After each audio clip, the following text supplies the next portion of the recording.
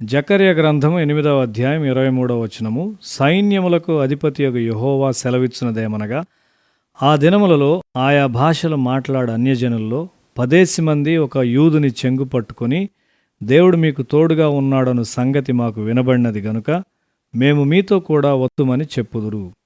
ఎవరునూ జీవితంలో కనబడు సత్యమును ఎక్కువ కాలం వ్యతిరేకించలేరు. ఒక క్రైస్తవుడు తన చుట్టూ ఉన్నవారి దృష్టిలో సత్యము ద్వారా తన స్వంత జీవితమును ప్రదర్శించినప్పుడు అతని జీవితము బిగ్గరగా మాట్లాడు బైబిల్గా తయారవుతుంది. నేను ఖచ్చితమైన జీవితమును జీవించాలని ఎంతో ఆశించాను, కానీ విఫలుడనయ్యాను. అయితే ఇతడు ఖచ్చితమైన జీవితమును జీవిస్తున్నాడు, నేను కూడా అలా జీవించాలి అని ఇతరులు నిన్ను చూసి చెప్తారు. అది యేసు యొక్క మరణము మరియు పునరుత్థానము ద్వారా సాధ్యము చేయబడిన జీవితం. అది ప్రజలను ఆశ్చర్యపడినట్లు చేయును. నీ జీవితం యొక్క ప్రభావమును ప్రజలు వ్యతిరేకించలేరు. మేము మీతో యెరూషలేమునకు వెళ్తాము అని వారు చెప్పకుండా ఉండలేరు. అది ఒకడు దేవుని కలుసుకుని ఒక పవిత్ర స్థలం. నేను కళాశాలలో ఉన్నప్పుడు పట్టణమునకు 2 మైళ్ళ దూరంలో ఉన్న ఒక ప్రాంతానికి ప్రార్థన కొరకు వెళ్ళేవాడిను. అక్కడ చాలా వేడిగా ఉండేది. నీడగల స్థలం కొరకు నేను ఆశించాను. అక్కడ అటువంటి స్థలమును కనుగొనట సులభము కాదు. అయితే దేవుడు నన్ను ఒక దిశగా వెళ్ళమని చెప్పాడు. నీడని ఇచ్చు ఒక చెట్టును చూపాడు. దేవుడు నన్ను పగలైనా రాత్రైనా అక్కడ ప్రార్థించమని చెప్పాడు. ప్రార్థించే స్థలంలో నీవు దేవుణ్ణి కలుసుకుంటావు. ప్రార్థించుటకు ఒక నిర్ణీతమైన సమయాన్ని ఏర్పాటు చేసుకున్నావా? ప్రార్థన నీ జీవితాన్ని మార్చును అని నీవు ఎరుగుదువా?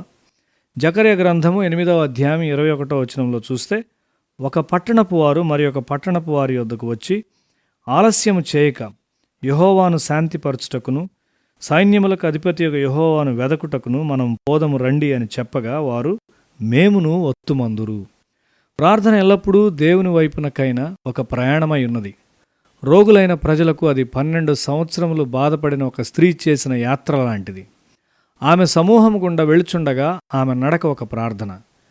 ఆమె సమూహంలో నెట్టుకొనుచు వెళ్ళుట ఒక ప్రార్థన.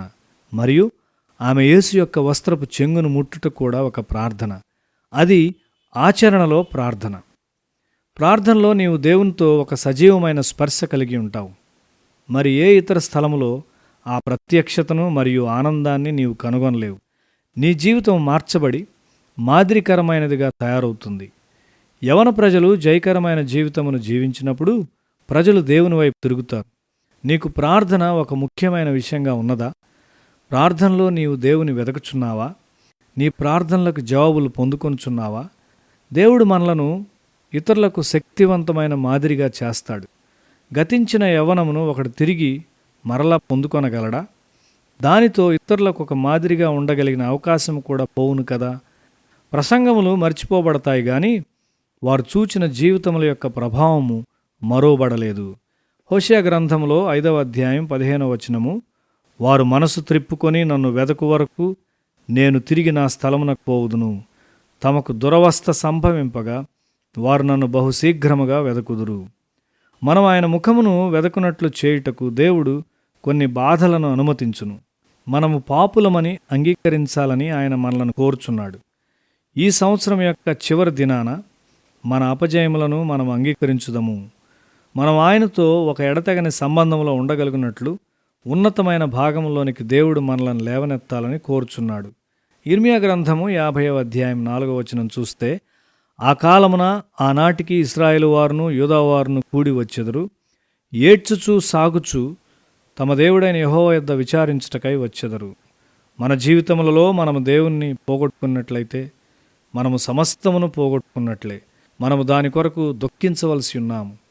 దేవుని వెదకనందుకు మనము దుఃఖించవలసి ఉన్నాము. ప్రభు యొద్ద కనిపెట్టి ఆయన ముఖాన్ని వెదుకుదాం. మన అపజయాలు, ఇష్టపూర్వకంగా చేసిన పాపములు చాలా ఉన్నవి. వాటి కొరకు దుఃఖించవలసి ఉన్నాము. మన జీవితముల ద్వారా ఇతరులకు దేవుణ్ణి చూపించాలి.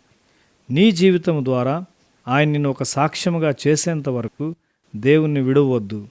మనము మన అపజయములను అంగీకరించి ఆయన ముఖమును వెదికినట్లయితే ఆయన్ను కనుగొంటాము.